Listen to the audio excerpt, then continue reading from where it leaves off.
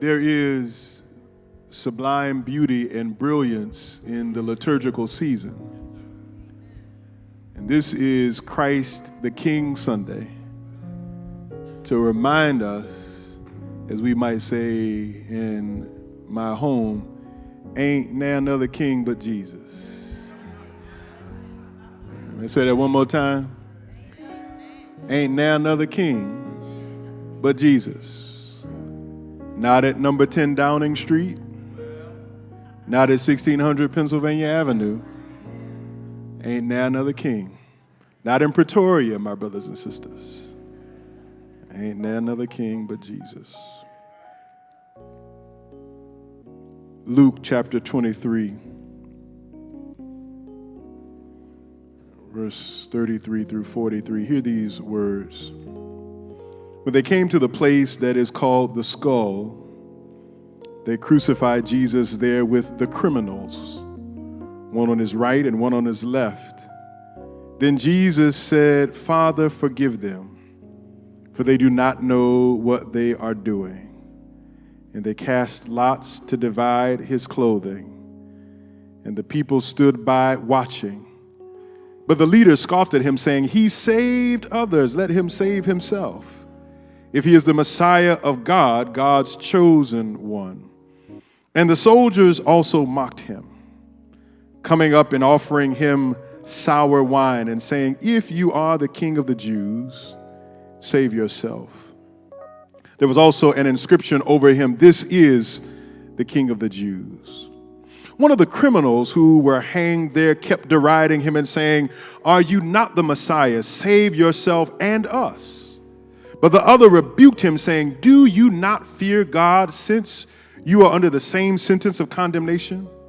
And we indeed have been condemned justly, for we are getting what we deserve for our deeds, but this man has done nothing wrong."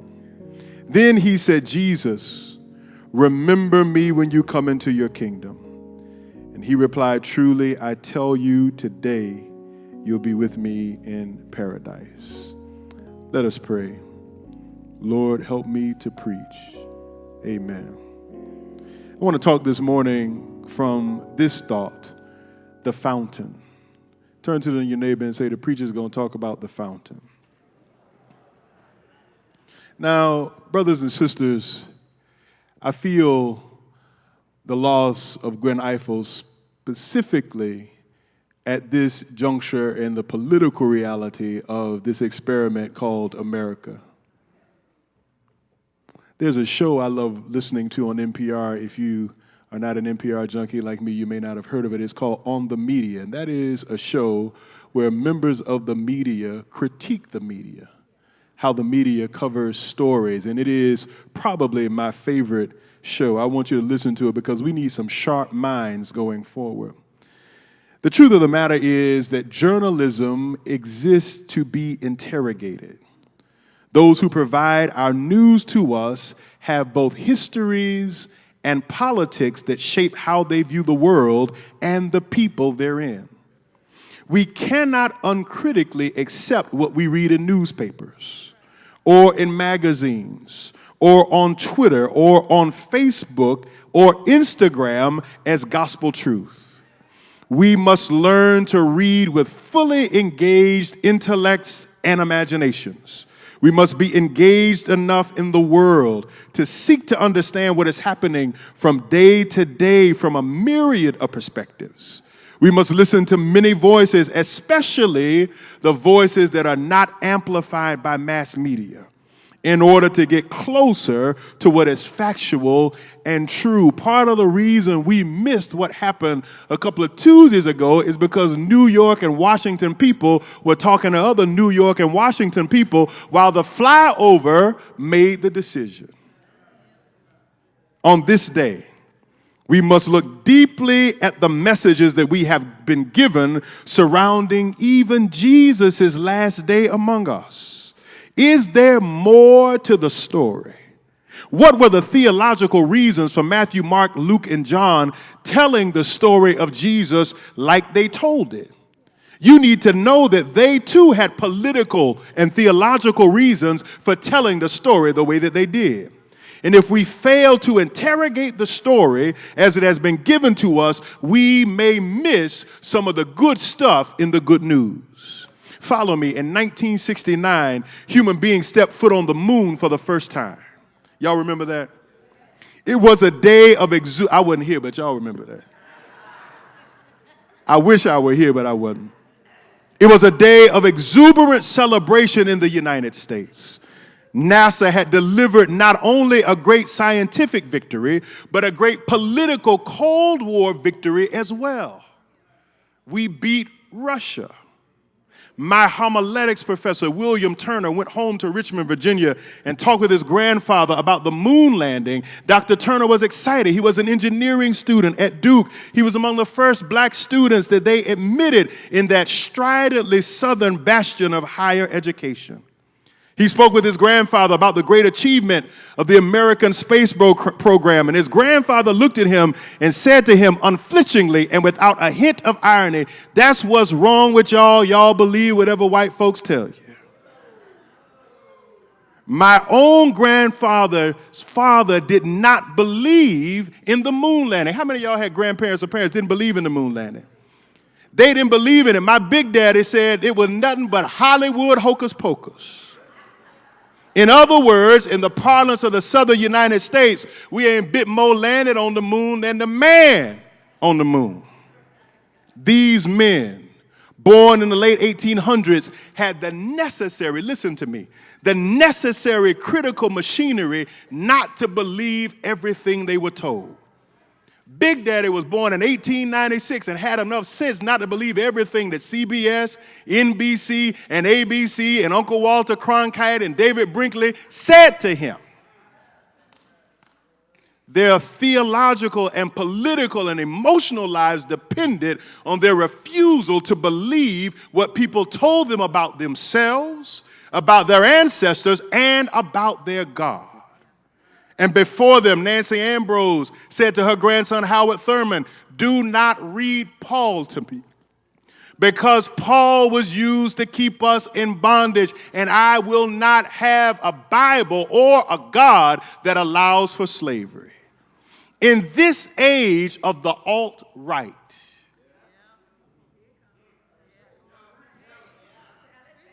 now these are Klansmen without robes and without hoods. Stephen Bannon advising the president-elect. John Roberts and his Supreme Court dismantling voting rights. This age of dislocation and gentrification and 21st century Negro removal. Police brutality. Evangelicalism devoid of an analysis of empire. The church. We must be critical. We must stay woke. If we do not wake up, we will shout, praise, worship, hoop, and dance our way into hell. Too many of us believe uncritically what people tell us. Therefore, we are like sheep being led to the slaughter. I ain't that kind of sheep. If you come to me and you got some shears, I'm going to say, "Hey, bro, what you finna do?" When we accept what we are told by people in power, we are no longer human beings. We are robots, programmed by the status quo. And this is all the more true in our religious spaces and in our theological spaces because, to be honest, many of us believe anybody who's talking about Jesus. You better not believe everybody just as they call his name. Jerry Falwell called his name, but I ain't got no faith in no Jerry Falwell, living or dead. Billy Graham called his name, but when he talked to presidents, he said nothing about the oppression that you, my parents, and grandparents experienced. We don't believe in somebody just because they say Jesus. You don't even need to believe in me just because I call his name. You better check on me like you check on everybody else. You can't say that you come in his name when you don't turn over tables like Jesus. You don't heal like Jesus. You don't hang out with outcasts like Jesus. You don't threaten the religious and the political establishment like Jesus. You can't claim his name while being quiet about all of the evil that we see around us. All we got to do is talk about Jesus, and folk will write your check and buy your book and come to your meeting. No, you won't see me there. Luke begins his gospel this way. Since many have undertaken to set down an orderly account of the events that have been fulfilled among us, just as they were handed on to us by those who from the beginning were eyewitnesses and servants of the word, I too decided, listen, after investigating everything carefully from the very first, to write an orderly account for you, most excellent Theophilus, so that you may know the truth concerning the things about which you have been instructed. In other words, Luke is telling us in the first chapter that he investigated. He tried carefully to find the truth. Luke is a journalist. He sets out to report the story of Jesus. But every journalist must be checked for their biases. What are Luke's biases? Well, he is a doctor. Well, he is educated in Greek. His mind is organized. His literary gifts and his narrative brilliance are unquestionable. Yet, he writes in Koine Greek, in other words, street Greek, to communicate the story of Jesus to all people. Yet, what biases remain? Everybody in here is chock full of bias. You know how we can be. We have achieved, so we are biased against those who have not yet achieved. It can poison our perceptions. Why haven't they achieved what I have achieved? Oh, what is wrong with them? Why do they dress that way, speak that way, comport themselves that way? We have biases that keep us from knowing the deeply human realities faced by our brothers and sisters.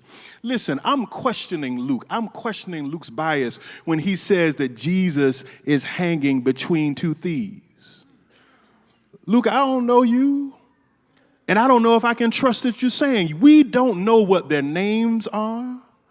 We don't know what their crimes were. For all we know, like Jesus, they could have been scapegoats for those who sought to consolidate their power as puppets of Caesar and of Rome.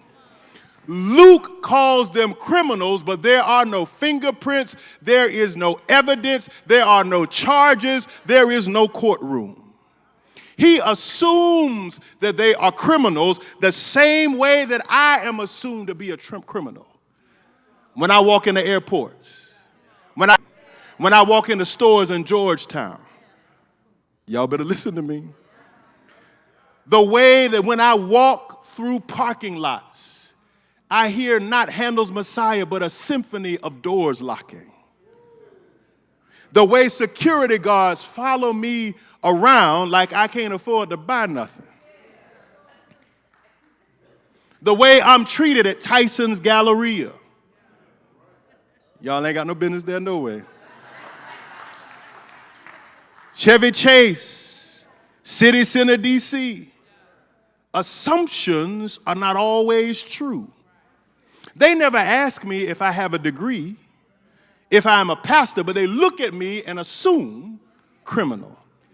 Is Luke doing the same? Maybe this is Jamal hanging on the cross, not a criminal, but a writer. Maybe this is old Lou hanging on the cross, not a criminal, but a doctor. Maybe this is Robert, not a criminal, but a banker. Maybe this is Bill, not a criminal, but a preacher. Listen to me, crucifixion was not a punishment for criminals, but for rebellious slaves and seditious provincials. Crucifixion was choreographed by Rome to provide a visual deterrent against the politics of justice and freedom. And you better watch the Rome 5 blocks that way, because crucifixion is coming. Thieves often did not make it to the cross, But those who challenged Rome did. Those who challenged the priestly system that devoured the people did. The brothers had more than likely loved their people enough to call Caesar's spade a spade, and the preachers who enabled empire exactly what they were, primping the gospel for their own use. And it gets more sinister. One of these condemned brothers, Brother Brian, actually believed that he deserved what Rome had given him. Luke gives us insight into his imagination. He had been discriminated against so much, had been so accustomed to second-class citizenship and being the last hired and the first fired, that he believed that he deserved what he got. Y'all, you ain't gonna never catch me believing what they say about us.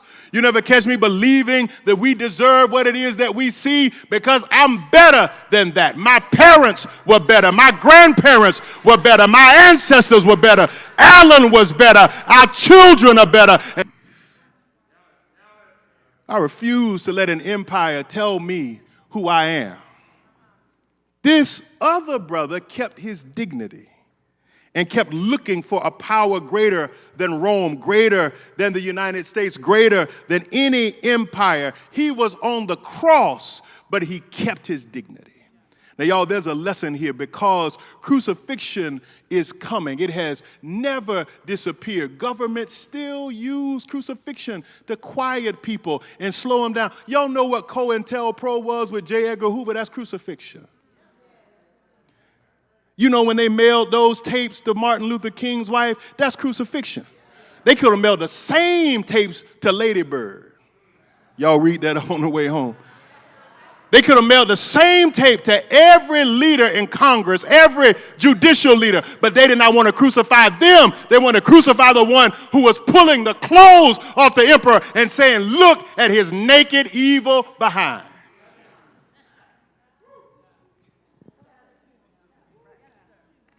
And so, here is one thief who believes what they say about him. Here is another brother who has not lost his dignity. And I want to know in these coming days, is there anybody here who will refuse to lose your dignity? I don't care what kind of cross they try to put us on, we are not going to lose our dignity, because as long as we have been here, and Brother Greg reminded me that we've been here coming up on 400 years, we have been crucified. And they have come up with new ways to do it. But I declare we will not lose our dignity as a people, because we've never lost our dignity as a people, and we will not begin now. This one man on the cross next to Jesus said, "I have been excluded. I have been locked up. I have been treated unfairly. I have been maligned. I have been considered ontologically criminal. I have been emasculated. I have been called lazy, a thief. But what I know is that I belong to God. And I know that you were sent by God. Therefore, when you enter your kingdom, not when you go to heaven, but when you enter your reign, I want you to bring me with you." And there's some of us who need to understand that we need to be disentangled from some of this stuff that we believe in, and some of these people that we believe can deliver us, be they from the right or the left, Democrats or Republicans, what it is that God is promising. They will not be able to deliver it, because many of them, most of them, have been bought and paid for. Just the other day, we were going downtown to testify for D.C. fair elections, trying to get some of the developers' money out of Washington's politics. Do you know why Washington looks the way it looks? Because they done bought and paid for it. And so, as our future comes before us, we don't know what is going to happen. We look at appointments that are being made and we say, "Oh my God." We hear about Jeff Sessions, a racist. We hear about Stephen Bannon, a racist. We hear about others being elevated in power, but what we need to know is this is not the first time that we've seen this. And the last time we saw it, we stayed with God, and God stayed with us. And now we see it, we're going to stay with God, and God is going to stay with us. Listen to me. And we're not just going to pray and preach, but we're going to do something about it. Every chance we get, we're going to say something about it. Every chance we get, we're going to fight about it. We're going to sing about it. We're going to write about it. Because what they want us to do is to keep quiet and pretend like everything is all right. But y'all know nothing is all right. But when nothing is all right, it's time for the people of God to stand up and say, we know that God is still able. We know that God is still the Almighty. And we know that God is going to change the situation. Listen to me.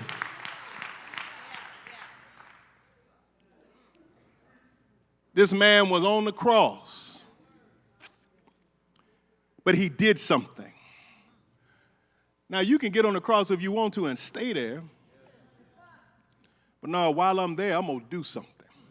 You need to know, and I shared with a group recently, crucifixion is not over. Homeless brothers and sisters are being crucified. Those whose children can't get into good schools are being crucified. Those without adequate health care are being crucified. Those with mental illness are being crucified. Our gay brothers and sisters, our transgender brothers and sisters are being crucified. Our Latino brothers and sisters are being crucified. Crucifixion is all around us. You better tell somebody that Jesus was not the only one, but the empire is still crucifying folk. But if you're on the cross, you better do something. He looked over and he said, when you come into your kingdom, remember me. In other words, I'm not just going to stay here and let Rome have its way. I'm going to fight back. I'm going to push back. I'm not going to sit down and pray that everything's going to be all right. I'm going to pick up my hammer and I'm going to build something. I'm not just going to sing, but I'm going to pick up my pen and I'm going to write something. I'm going to organize. I'm going to develop. I'm going to do something differently than I used to do because I'm not going to let this happen again. Not under my watch. And Jesus said, because you are bold enough to know that you ain't got no business on this tree just like I ain't got no business on it. Because you believe enough in God and in your own humanity to fight for freedom, even when there are nails in your hand and nails in your side and nails in your faith. This day, you'll be with me in paradise. The hymn writer says, the dying, and I'm going to change it, the dying brother, because we don't know if he was a thief. The dying brother rejoiced to see that fountain in his day. And there may I, though vile as he, wash all my sins away. The sins of empire, the collective sins, the communal sins, the individual sins that keep us on crosses. The Lord is here to deliver. Let us all stand.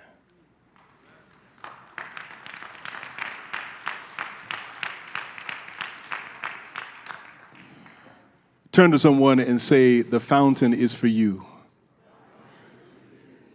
Listen, I need us to understand.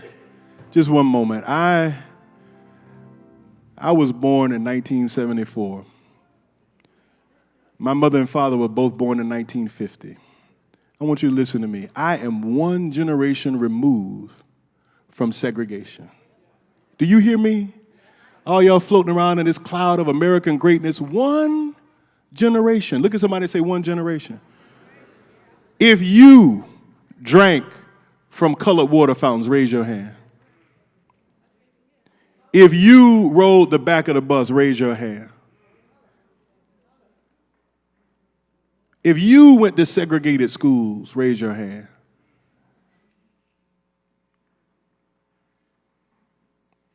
This ain't nothing new. And the effort to turn back the clock will never stop.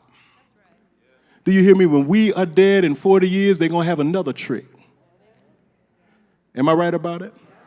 And so the purpose of the African Methodist Episcopal Church is to make sure that we stay woke. So that when you see,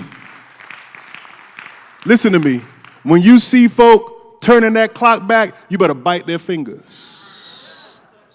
I'm serious. Don't you let people say one thing while doing another and not call it what it is. Part of the responsibility for what we see rests in the pulpits of this nation, because white preachers and black preachers are so enamored by American empire, we won't call it what it is. That many of us are so in love with the myth and illusion of liberty and justice and freedom that we see it being taken away and act like it's not being taken away. It is time for us to be the people of God, to do what God is calling us to do. And as the hymn is being played, I want to invite you to come and join a church where we're trying to stay woke and bite the fingers of every fool that's trying to turn the clock back. Would you come this morning? The doors of the church are open.